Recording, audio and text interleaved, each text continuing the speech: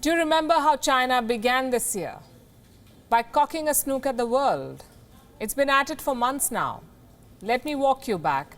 You may remember seeing these images. The pool party in Wuhan, the epicenter of this pandemic. This happened in the month of August. Thousands of people partied at a water park in Wuhan. Crowded in front of a grand stage. No masks, no social distancing. The images from Wuhan went viral. At a time when the world was still struggling with this city's most famous export, the virus. In the weeks ahead, more viral celebrations followed. In October, China celebrated its National Day to mark the formation of the People's Republic of China. It was a rather grand event, an extravaganza with flags and salutes at the Tiananmen Square. Then came the end of the blighted year, 2020, and look what China did. It partied hard. Elsewhere, the virus was mutating into more dangerous versions.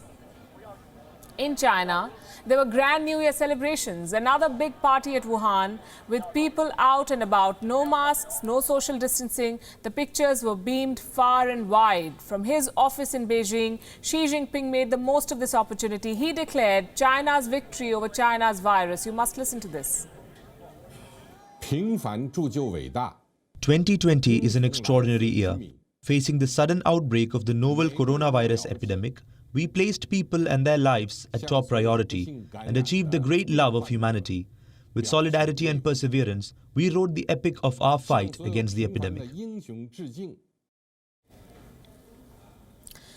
When the world was under lockdown, China was celebrating. When there was no vaccine in sight, China was celebrating. When every country scaled back its New Year celebrations due to virus mutations, China was celebrating.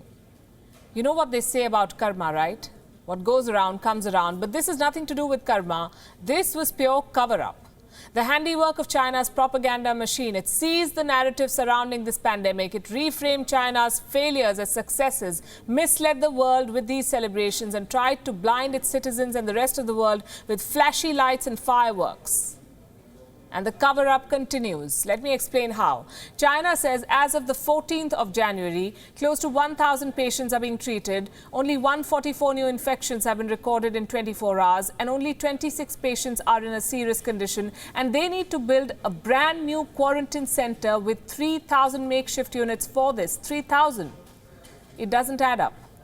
The Great Chinese Firewall, as they call it, has hidden the numbers before. And for all we know, what we see now is just the tip of the iceberg. Speaking of which, the WHO has begun research work in Wuhan. 12 months after the outbreak, it may not even see the tip of the pandemic iceberg, the World Health Organization, but it's there anyway, to investigate the origin of the virus. How will they do this investigation? Now listen to this very carefully. The WHO will probe the origins of the virus by conducting virtual meetings with their Chinese hosts from a hotel. Can you believe it? Well, no. Let me show you. This is the hotel where they're staying. Reports say the World Health Organization team is in quarantine as 2 members of the delegation failed their antibody tests. So they have no option left but to function from their hotel for the next 14 days, which means for the next 2 weeks, the investigation into the origin of the pandemic will happen online. We have high hopes.